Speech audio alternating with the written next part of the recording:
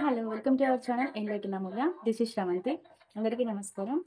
అయితే మనం తెలంగాణ మూవ్‌మెంట్‌కి సంబంధించినటువంటి 2500 ప్రాక్టీస్ బిట్స్ చేస్తానని చెప్పాను కదా!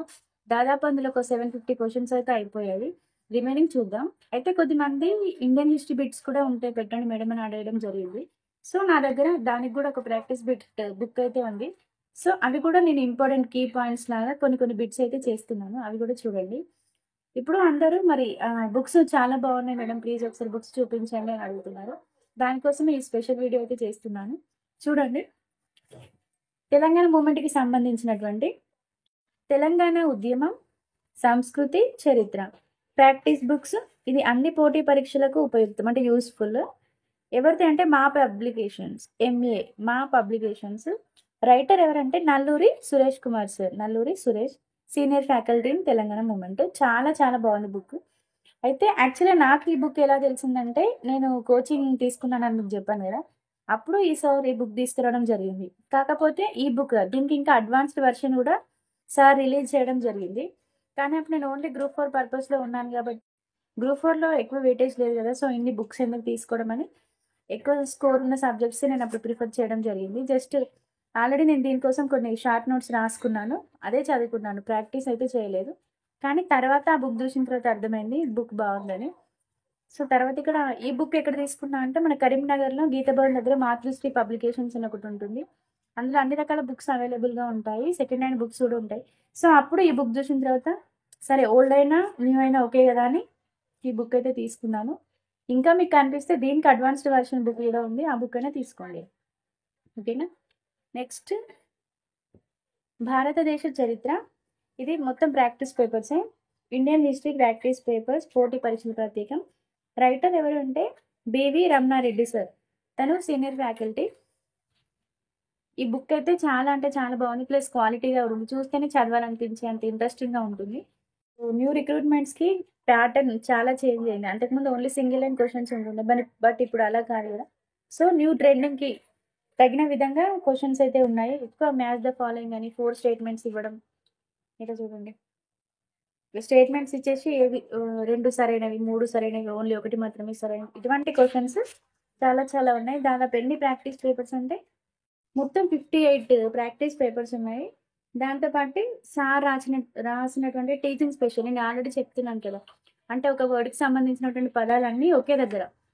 అటువంటివి ఇంకా ప్రముఖ నిర్మాణాలు, దేవాలయాలు, ముఖ్యమైన విదేశీ యాత్రికులు, వాళ్ళ రాయబారులు కొన్ని కొన్ని ఇంపార్టెంట్ టాపిక్స్ కూడా స్పెషల్‌గా ఇవ్వడం జరిగింది. ఈ బుక్ గూడా అవైలబుల్‌గా ఉంటే తీసుకోండి. ఇది మాత్రం నేను ఇన్‌స్టిట్యూట్‌లోనే తీసుకున్నాను. సారే స్వయంగా తీసుకొచ్చి ఈ బుక్స్ అయితే సేల్ చేయడం జరిగింది. మరి బయట ఏ బుక్స్ అని దొరుకుతాయో నాకైతే తెలీదు. ఒకసారి మరి ఆన్‌లైన్‌లో అయితే సెర్చ్ చేయండి. ఓకేనా? ప్రెజెంట్ అయితే అయితే నేను బిట్స్ చేయడం జరుగుతుంది. ఇవి మీకు చాలా చాలా యూజ్‌ఫుల్ అవుతాయని నేను అనుకుంటున్నాను. అందుకే చేస్తున్నాను. ఇంకా మోరోవర్ ఇంకా వన్ మోర్ క్వెషన్ ఏంటంటే మీరు గ్రూప్ 2 ఎగ్జామ్ రాస్తున్నారా అని అడుగుతున్నారు. యాక్చువల్‌గా గ్రూప్ 3 రాయలేదు. ఎందుకంటే నేను గ్రూప్ 1 మెయిన్స్ అటెంప్ట్ చేద్దామని ఉన్న లీవ్స్ అన్నీ అయిపోయాయి. గ్రూప్ 1కి ఏం ప్రిపేర్ అవ్వలేదు. బట్ ఒకసారి రాస్తే మనకి వాళ్ళు వీళ్ళు చెప్పిన ఎక్స్‌పీరియన్స్ కన్నా మన ఓన్ ఎక్స్‌పీరియన్స్ అనేది మనకు చాలా బాగా వర్కౌట్ అవుతుంది. అందుకే మెయిన్స్ అయితే అటెంప్ట్ చేయడం జరిగింది. అందుకనే నేను గ్రూప్ 3 ఎగ్జామ్ కూడా రాయలేదు. లీవ్స్ లేవు అని ఒకే ఒక కారణంతో. సో, ఇప్పుడు గ్రూప్ 2 అయితే సెకండ్ సాటర్‌డే, సండే వస్తుంది. సో, లీవ్స్‌తో పని లేదు. కానీ ప్రిపరేషన్ స్టార్ట్ చేయాలి. 2023 గురుకుల ఎగ్జామ్ అంటే ఆగస్ట్‌లో ఎగ్జామ్ అయిపోయిందంటే మళ్ళీ నేను ఏం ప్రిపరేషన్ స్టార్ట్ చేయలేదు. ఎందుకంటే అప్పటికే తెలిసే ఉంటుంది. ఎగ్జామ్స్ అన్నీ పేపర్ లీక్ అవ్వడం, ఎగ్జామ్స్ పోస్ట్‌పోన్ అవ్వడం. చాలామంది డీవియేట్ అయిపోయారు. అందులో నేనొకదాన్ని. సో, తర్వాత చదువుదాం అనుకునే లోపే ఈ రిజల్ట్స్ రావడం జరిగింది. జాబ్‌లో జాయిన్ అయిపోయాను. 3 మంత్స్ నుండైతే జాబ్ చేస్తున్నాను. సో, ఇప్పుడు చదువుదామని ఎంత ఇంట్రెస్ట్ ఉన్నా టైం అయితే అడ్జస్ట్ అవ్వడం లేదు. ఇప్పుడు టైం వాల్యూ అనేది తెలుస్తుంది. ఇన్ని రోజులేమో టైమ్ పాస్ చేశాను. ఇప్పుడు చదువుదామంటే టైం లేదు. సో, మీరు ఉన్న టైంనైతే వేస్ట్ చేయకుండా మంచిగా యూటిలైజ్ చేసుకోండి. ఆల్రెడీ చాలా తక్కువ డేస్ ఒక 20 డేస్ ఉందంతే. సో, ఇన్ని రోజులు చదివింది ఒక ఎత్తు. ఈ 20 డేస్ ఒక ఎత్తు. చదివింది ఒకసారి రివిజన్ చేసుకుంటూ ప్రాక్టీస్ బిట్ చేయండి. డే అంతా మీరు చదివిన నోట్స్, రాసుకున్న షార్ట్ నోట్స్ గాని, ఏదైనా పబ్లికేషన్స్ ఉంటే మొత్తం డేలో చదివేసి నైట్ మొత్తం ప్రాక్టీస్ బిట్స్ ప్రాక్టీస్ చేయండి.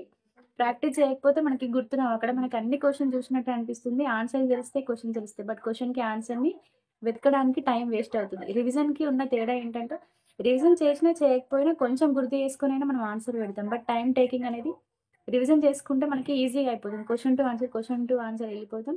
150 క్వెషన్స్ ఇన్ టైమ్‌లో చేసుకోగలుగుతాం. కాన్ఫిడెంట్ అనేది ఉంటుంది. సో, అందుకోసమని రివిజన్ అనేది కంపల్సరీ చేసుకోవాలి. దీంతో పాటు కరెంట్ అఫైర్స్ చూడడం మర్చిపోకండి. ఒక 6 మంత్స్ కరెంట్ అఫైర్స్ అయితే చదువుకోండి. ఓకే అండి. Thank you for watching. If you like this video please like, share and comment. And don't forget to subscribe our channel Enlighten Amulya. Thank you.